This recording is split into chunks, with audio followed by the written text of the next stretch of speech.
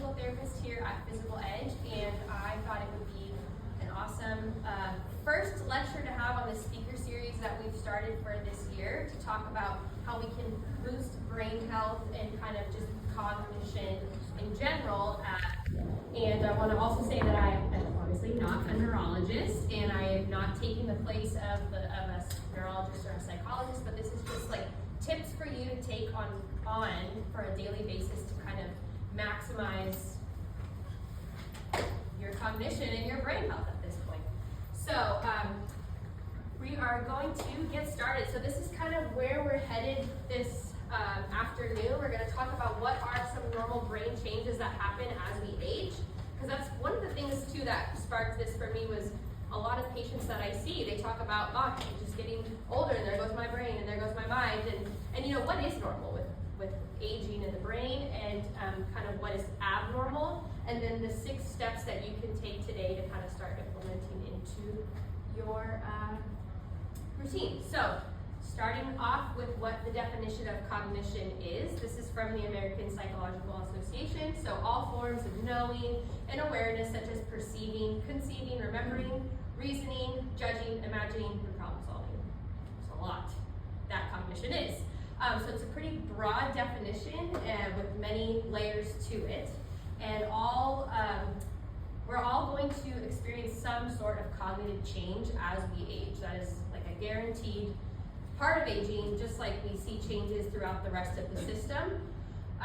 But it can impact individuals very differently depending on a variety of things. And so that's kind of what we're going to talk about next.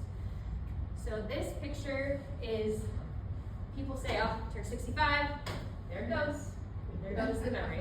But that is not true. So there's a lot of variability, and that's what this next chart is actually going to show. So there's a lot going on this page, but this is kind of more representative of what is actually happening. So we see with time, and then we're seeing, think about cognitive abilities on that axis to the side over there. So in the top, the green lines kind of coming across, I mean even the blue line underneath it, normal aging. Everybody is going to experience some kind of cognitive change as we age. The magnitude or how that impacts them, again, is going to be wildly different. If we look kind of below the lines on the chart is when we start to kind of get into some nitty-gritty of the different kinds of cognitive changes that we may see. So in that preclinical phase, we are seeing maybe some changes that you're noticing personally. Oh, I'm a little bit more forgetful, or I can't remember where I placed this item that I typically have no problems finding, but you're able to hide it pretty well from your family members, from your doctor even, and on testing, you're really not going to see that much of a measurable change. So that's kind of that preclinical area. And then we move on to that MCI, or what is more of like a mild cognitive impairment, and that is where you might notice a little bit more concerns with those cognitive changes that you're seeing, and or the people around you may start noticing a little bit of a change in your cognition as well. Some of the domains start to become more affected. So not just your short-term memory, but your long-term memory might become impacted. Kind of your executive functioning might have a little bit of change at that point as well. But for the most part, you're able to perform all your activities of daily living with no issues, not very much assistance from those people around you. And then we move forward into the more dementia category. So, you know, Alzheimer's is kind of like the big one that everybody knows about when it comes to dementia, but there's actually a pretty broad spectrum when it comes to dementia classifications. But at this point, when dementia kind of is diagnosed, that's typically because on certain tests and measures, you're going to be not able to hit those kind of markers or achieve those things that you didn't have an issue with when you were kind of over in that preclinical or that mild cognitive impairment stage. But this is where your cognition and your memory start to interfere with your daily life and your activities, and you're requiring more assistance from those people that are around you. So this chart is talking about our cognitive reserve, or if you want to think about it, cognitive abilities instead of reserve.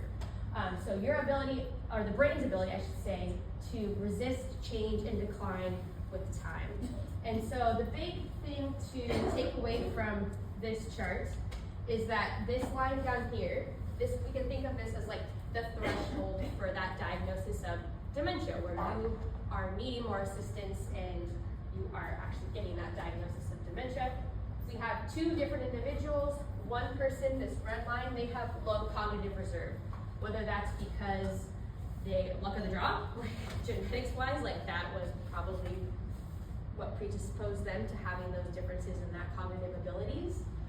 Any other kind of comorbidities that they may be having at the same time that's impacting their overall general health. And then the blue line would be this person who has a high cognitive reserve. So the big difference is this huge change point between that drop off for person with low cognitive abilities and the person with higher cognitive reserve or cognitive abilities.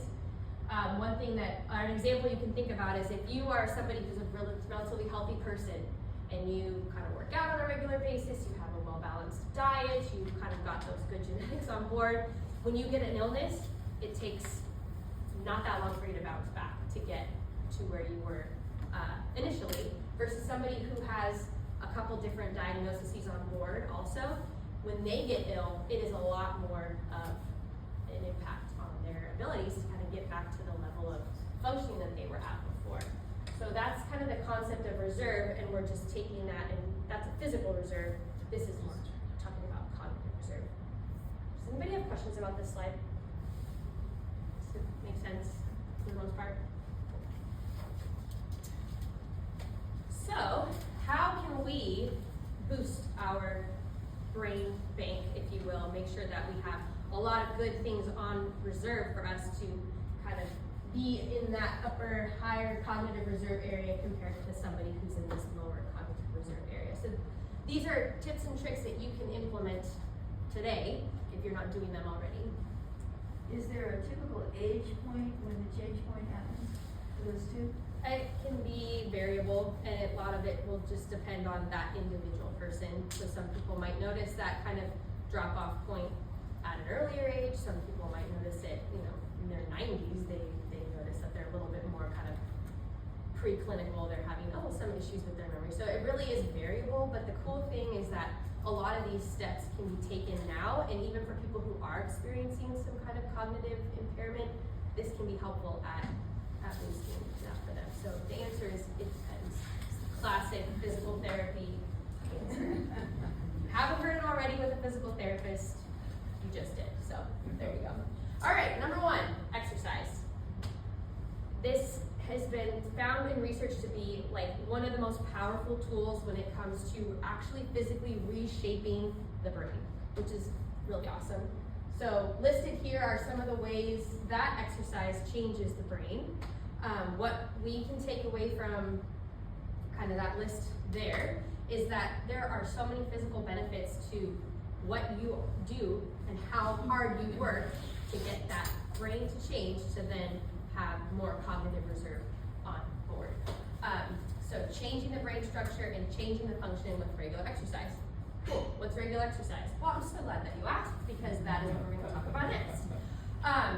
So this study was looking at the differences between, and I don't like how they use the term leisure, because leisure in this sense is actually not leisurely, but leisure time physical activity, so physical activity for fun, and cognitive function in older adults, and engaging in regular physical activity anywhere from 1 to 4 times per week was associated with a 33% reduction in your risk of memory decline, which is huge. Like that in itself is like, wow, amazing.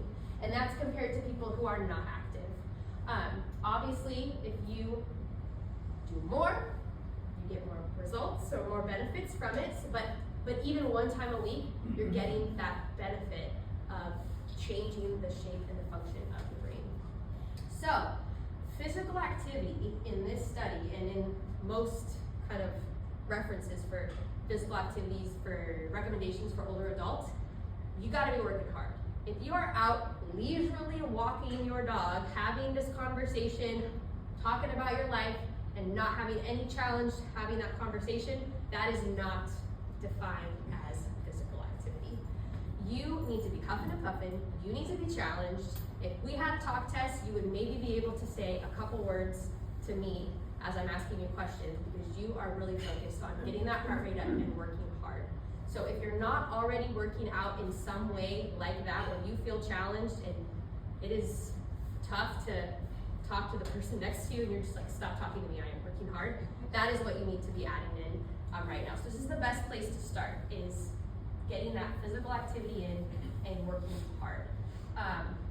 Types of exercise have interestingly not really been that different. It doesn't really matter if it's cardio versus resistance training versus balance training. Any of those things, to that challenging degree, will have the positive effects for brain function and those changes in the structure. So that's kind of cool too. It's not like it has to be lifting heavy weights or it has to be running a marathon.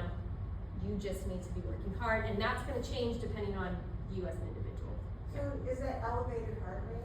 Yeah, right. So all the benefits you're getting for the muscular system, for the cardiovascular system, you're also getting those same benefits for the brain. And is there a range? Yeah. So if we're looking at like a rating of perceived exertion, which we talk about a lot kind of in physical therapy or in some of the exercise classes that I teach here at the gym, you are looking for a rating of perceived exertion. So your subjective, how hard am I working, around above a 6. Not a 10, 6 to 8 is probably like a good point to like check in with yourself. Am I working out? And it feels like it's challenging. And I can only do this for a little bit longer, but you're not like maxing out. And then you're also not just like sitting on the couch, hanging out. So, any other questions about this? Did they mention at all, like, duration, how long? Well, the recommendations for physical activity for older adults is 150 minutes per week of moderate physical activity, and that can be spread out, throughout that whole 7-day period of moderate physical activity. So if you're thinking on that RPE scale, you're looking like a 5, 6, maybe a 7 out of 10, or 75 minutes of vigorous physical activity, which would be on that higher end, 7, 8, 9, or some sort of mix of the two. So more is better when you're challenging yourself, but taking into account like rest days and having the ability to kind of weed in and weed out other relative rest days so that you're getting that as well. I'm not familiar with the scale that you're using, 6 to 8. Yeah, I can pull up at the end a nice list that has kind of listed out that stuff too, because that might be really helpful. And I'll make sure all this stuff will be posted also at the end of class on our website, probably in a couple days. And I can also add that in as a special slide too, so that you can print that out and use that as a reference also. You just mentioned rest days. Mm-hmm. Do you think we need that every other day or something, or what? Yeah, so if you're doing like progressive resistance training and you're taxing the system where you're feeling like, man, I'm spent, you do need to allow your body that day of rest. And it could be a relative rest. It could be, instead of lifting weights, you're gonna go do some cardiovascular exercises, or you're gonna do balance exercises, or you're just not working out at the same intensity as you were on that day. Does that make sense? Any other questions before we move on? So exercise, numero uno, always the best place to start. Number 2, nutrition. So emphasizing a whole foods diet approach. This is an excellent spot if you aren't already kind of consulting with a nutritionist or a dietitian to kind of get them on board with your care team to find out if there's any areas that you may be lacking in nutrients, because those can really be helpful for the full system. And here listed are just a few types of diets that are out there that have been studied to look at the benefits for brain health. A lot of them have very similar principles: reducing your red meat intake, reducing unprocessed foods intake, increasing the whole foods of green leafy vegetables, variety of colors on your plate, reducing salt intake. So those are just some examples of areas to look at for nutrition. And I also wanted to touch on supplementation. So I know there's a lot of like news out there about take this for this and this for this, and kind of spending your money on supplements. If you're getting a whole foods diet where you're, and this is again where a nutritionist or a dietitian may be helpful for you, you are probably getting enough of those nutrients. The time when supplements are actually going to be beneficial is if you are not getting that vitamin B already, and the vitamin B supplement can be a really nice way to make sure you're getting that that nutrient there. All right, sleep. So we're aiming for 6 to 8 hours of sleep. This has been shown to be the sweet spot when it comes to restorative rest for the body and for the brain.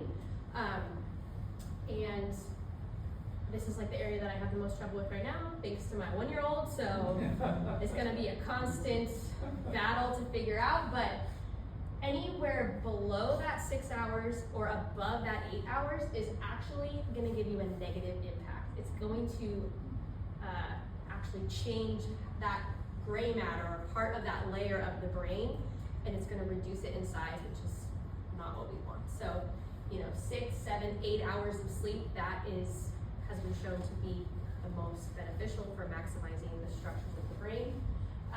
If you are somebody who sleeps 10 hours, you might have to set that alarm to wake up at 8 hours, which is really challenging to do, but kind of having that ability to improve your sleep hygiene. So some other tips and tricks for improving sleep hygiene, reducing your exposure to blue light before bed up to 2 hours beforehand. So that's your smartphones, your television, your computer, making sure that you're dimming the lights and making it kind of a little bit dimmer in the area around you, just to kind of get into that state of rest.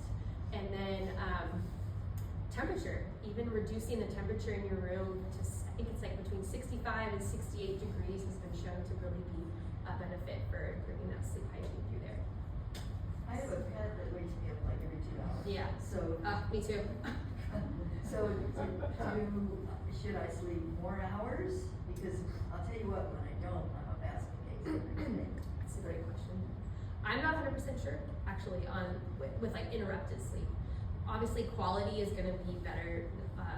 Having good quality sleep is going to be the most beneficial. So having that child or that pet that isn't interrupting like that REM cycle of sleep would be ideal. This could be too where if it's like 8.5 hours because you take like a 30-minute longer rest, padding that kind of waking up, it would not really make that much of a difference. So that is a little bit of a tricky spot. But if you sleep longer, why is that a problem? I don't get it.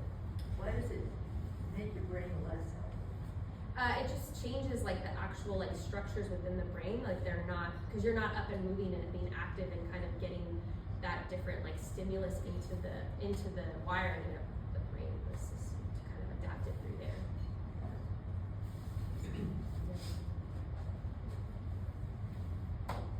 And stress, also the one that we hear a lot about is stress reduction, stress management. Stress, don't let it be a part of your life. Unfortunately, it is a part of all of our lives, but how we approach stress may be actually more beneficial than just reducing stress altogether. So how you have specific thought patterns and noticing when they occur, if you can kind of challenge those thought patterns and replace them with kind of more beneficial patterns, like that can also be a way for you to modify or mitigate the impact of stress on that system. So when you're thinking, like in the classes I teach, it can be pretty stressful, some of the exercises that you get introduced to for fear of balance or fear of challenging your system because you've never done something like that before. And that's a positive stress. Even though in the moment it might not feel like a positive stress, you're kind of leaning into that harder stress and how you can kind of reframe your approach to stress can be really beneficial for not impacting your brain. Okay, so this is a big one too when it comes to community. Like that's kind of what the benefits of having group exercise classes are. It brings the community together and friends can help your brain. So COVID was a really hard time. We were all isolated and we were, shut down, and you weren't participating in things that brought you maybe joy and meaningful experiences because they were not happening, or they were happening via Zoom, or it just wasn't the same as when you're face to face with somebody and engaging in fun. So when people are lonely, it impacts their, or increases their risk for dementia. And this study found that your dementia risk actually raises as much as 40%, which is pretty wild. So if you're somebody who is already in kind of like an isolated situation where you don't have a lot of family members around, or you have trouble getting around for a bunch of different mobility limitations, having that community where you can, even if it's a smaller community, one person that you meet with on a regular basis can really change the impact of dementia and cognitive impairments for you.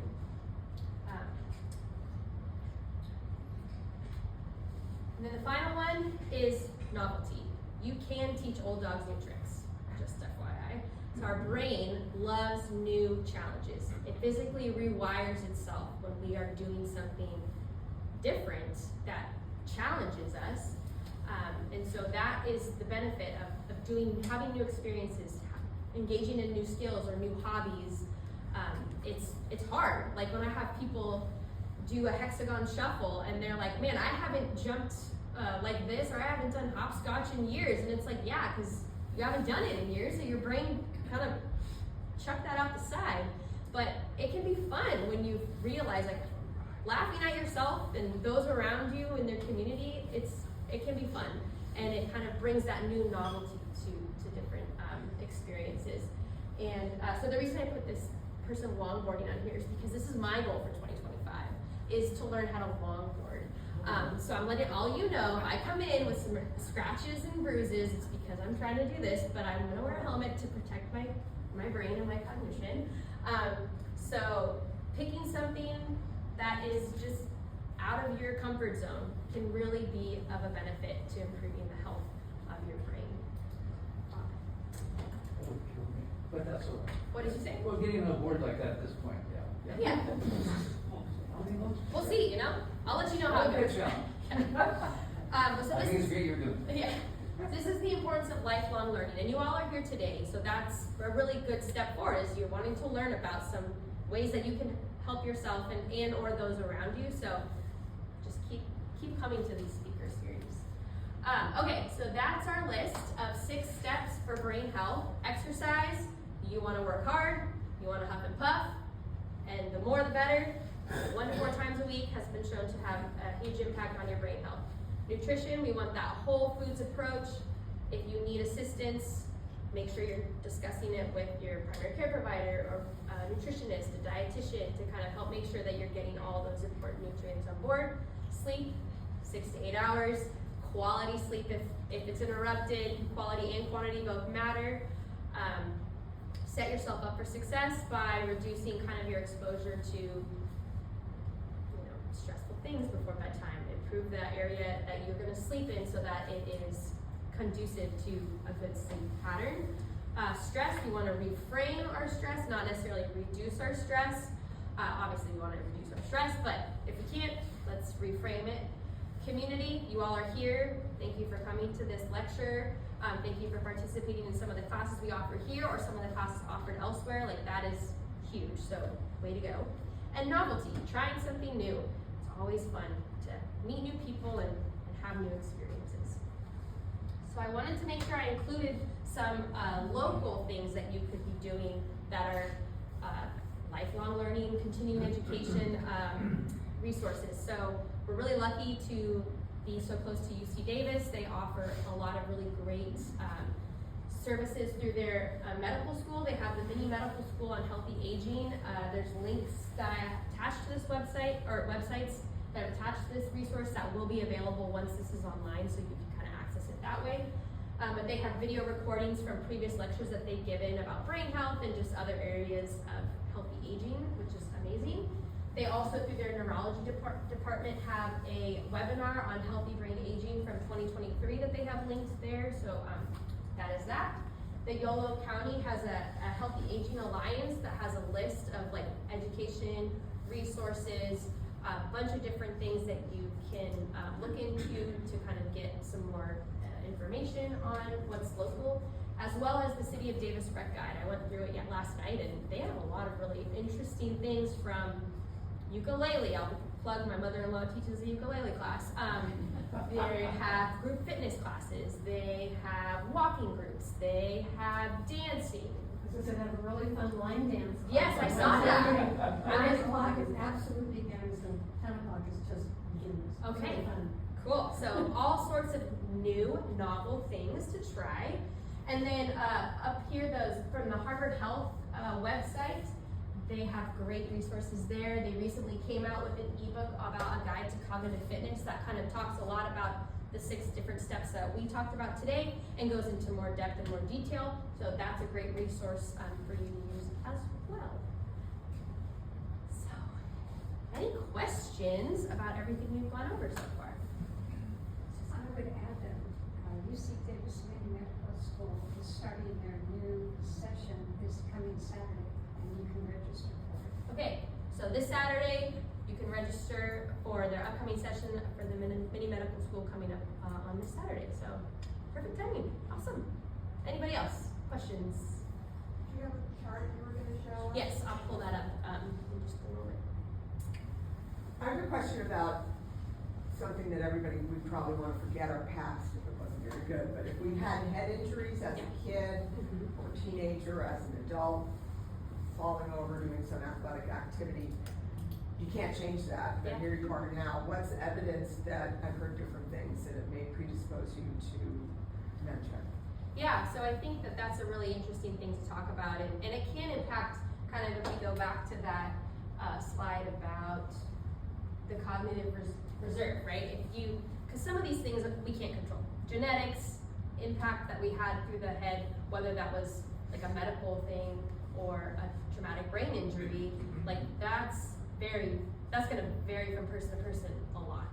And we can't necessarily change that, but we can change kind of where we're going from there by doing some of these different things to kind of boost what's on the reserve already. And that's, I kind of mentioned that in the very beginning, but there has been some research that does show even people who do have cognitive impairments on board, doing these kind of 6 steps, 6 activities can improve your reserve in your cognition too. So, yeah, it might just kind of impact where you are falling in between these abilities already, but that shouldn't deter you from trying to do things that really help. What about doing stuff like puzzles or crosswords and things like that? How does that fit on the scale, or does it? Yeah, so if it becomes like a rote thing, that might not be as novel of a task. But yeah, things like Sudoku, crossword puzzles, engaging in different kinds of like board games, bridge, things that like make your brain have to like work. Those would fall in, maybe a couple of those categories. You're stressing the brain out a little bit because it's like, oh, I have to learn this new game or learn this new activity. So it's stressful, and that novelty piece. You might be in a community who's doing these things together, so you're getting the benefits of that as well. But yeah, there are kind of more fine-tuning ways to address that, not just like with the exercise and stuff like that. So those do fall into this category. If it's challenging, like a 1,000-piece puzzle versus a 20-piece puzzle, there's going to be a difference in that too. But doing those tasks are going to be a challenge for that cognition as well. Is there another hand over here? Yeah. I have a follow-up on what she asked about. Sorry, my ear is clogged up, so I'm having some hearing stuff. She asked about things that you did when you were young that maybe you shouldn't have. Mm-hmm. There's some of us like me who engaged in collision sports, Yeah, like football, right. and they may or may not have chronic traumatic encephalopathy, Totally. CTE. Mm-hmm. I'm sure I've got some that haven't shown up yet, but you get other things that may contribute to your downfall. Yeah.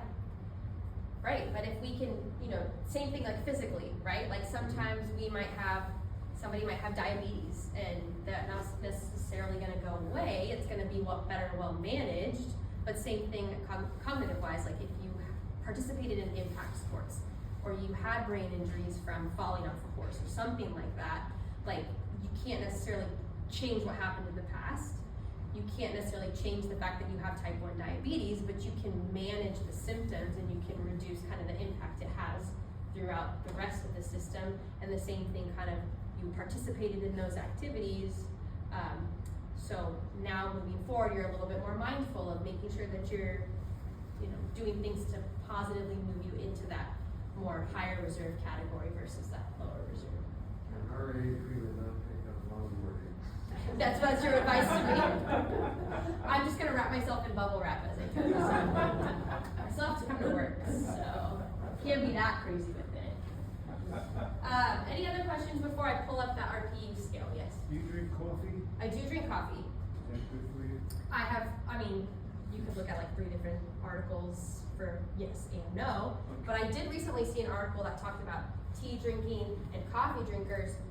It's beneficial for your brain health. So, yeah. The amount, I don't know, but yeah. Less than 8 cups. Less than 8 cups a day? I think we should all be pretty good. Let me pull up RPE scale really quick. So this is that RPE scale that, can you see that? Is that good? Where we're looking at your rating of perceived exertion. And so when you're talking about moderate intensity activity, you're kind of in between this I would say probably more like 5, 6, 7 is gonna be more moderate activity versus that vigorous activity is gonna be 7, 8, pushing into that 9 number up through there. And so when you're doing a moderate activity, you're breathing heavily, you can hold short conversations, you're still somewhat comfortable, but you're becoming more noticeably challenged versus the vigorous activity, borderline uncomfortable, you're short of breath, and your sentences become even more choppy where you're just trying to get that one word out and don't talk to me because I'm focusing on what I'm doing here. So that's kind of the area that with a lot of exercise that we're trying to achieve to see those changes in balance, those changes in the dual tasking ability, your resistance training, your flexibility. Even think about when you get into a position and you're like, oh my goodness, like I have to sit here and hold this for the next minute, like this is uncomfortable.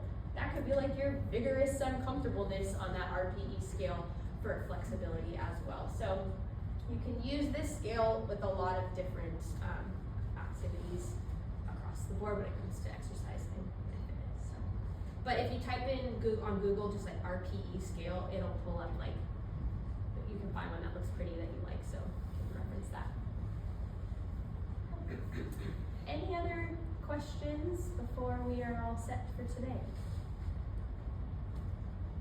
Alright. Well, thank you guys so much for coming.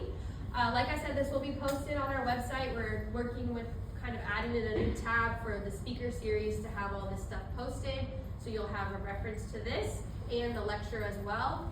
And, we offer a lot of different kinds of classes at the gym with yoga classes, progressive resistance training classes for osteoporosis and balance, movement classes. We're hoping in the spring to kind of add a few more classes into that, so please be on the lookout for that, just kind of increasing our community involvement for everybody.